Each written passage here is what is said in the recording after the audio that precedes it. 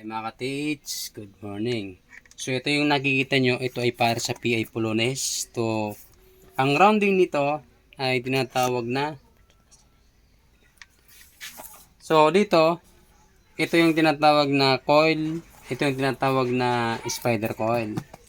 Ngayon, so ipapakita ko lang po sa inyo yung voltahe na ito ay hanggang 15 meter. So ayan siya, makikita nyo yung kanyang wave. Ayan o, pumapalo siya. So ngayon, ano natin, i-zoom in. Tingnan lang, 500 mega voltage. So ayan, so ganyan kagalaw yung kanyang yung voltahe, yung frequency. So ganyan siya kalalim. Kung makikita mo, mabilis ang galawan ng PI Polones. Ayan. So adjust natin kahit hanggang 1 voltage yan. So ganyan siya. Ngayon, pag mahina kasi ang umabot siya ng 5 voltage. So ayan, pakita ko sa inyo. Hanggang 5 voltage siya. So ang detect niya, so ang nadetect niya, pag mga maliliit, so pinong-pino siya. So katamtaman ng tunog. Ganun lang siya. Makikita mo, yung round ng kanyang wave, ganyan siya. Pero pag sinalpakan mo siya ng battery na pumapatak siya na hanggang 18 voltage, papakita ko sa inyo mga ka-teach. Ayan o. Ito yung titingnan nyo. Ayan na. Ayan. Lagyan natin sa 500. Ayan o. 20 muna. Ayan. Ganun siya kagalaw. Ayan. So ito, pinapakita ko sa inyo. Ito ginamitan natin siya ng oscilloscope. Para makita natin kung gaano ba yung sukat niya dito. Kung paano siya makadetect. Ayan. So ganyan po yan, mga ka-teach. Ayan.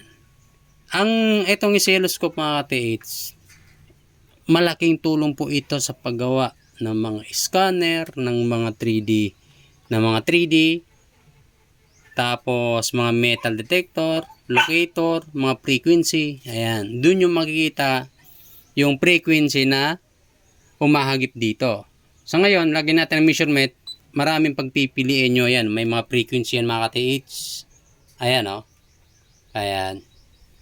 Yung duty naman, yung ibig sabihin ng duty, yung working. So pumapatak siya ng 50 to 51% percentage. Ayan. Ito yung frequency naman. Ayan. Long range, frequency, measurement, period. So ayan, titingnan nyo mga ka-TH. Handyan lahat. At meron din tong depth. So ito, pwede nyo din to gamitin.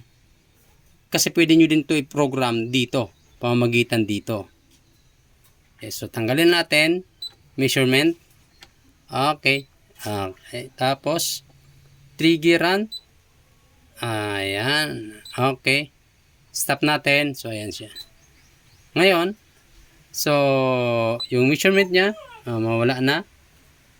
Ayan. Ganyan siya kagalaw. Ito yung coil natin, hanggang 15 meter, kahit ganito na siya kaliit. Ayan. So, hindi ko sa inyo pinapakita yung rounding niya. Kasi sikreto yan. So, ito lang mga ka-TH. Ayan. Dito ko lang sa inyo ipapakita yung wave ng oscilloscope ng PI Polones coil. Ayan. So pag dinagay natin sa 500, so ganyan na siya. Sobrang lakas na mga ka-TH. Ayan o. Ayan. Wave natin. So no signal. Itong wave naman, itong wave na tinatawag, ipakita mo. Ito yung wave na tinatawag, ito ginagamit ito sa output. Yung lumalabas sa output ng frequency. Ito yung ginagamit. Ito yun. Ayan. Pakita mo yan. Open mo yung flashlight. Ayan. Ito yun mga ka-TH. Oh. Ito yung wave generator na tinatawag. Ayan. Pag ginanyan mo, makikita mo, signal source not support. Ibig sabihin, wala siyang antena. Kung hindi, ito coil lang naman ito. Pag gagamit kayo ng mga locator, doon sa antena, doon mo siya i-detect, gagamitin mo yung wave generator. Ayan. So, ganyan siya kaganda mga katiits gamit ng oscilloscope. Malaking tulong ito sa mga nagpo-program. So, dito naman, ito yung Hantek DSO2C10. 2-channel digital storage oscilloscope. Yan. So, hanggang 100 mega horsepower. Ayan. So, ayan siya mga katiits. So, ngayon, tatanggalin na natin siya. Dito, tingnan nyo. Tatanggalin ko na siya. Normal na siya. Ayan na. Diba? Natanggal na natin.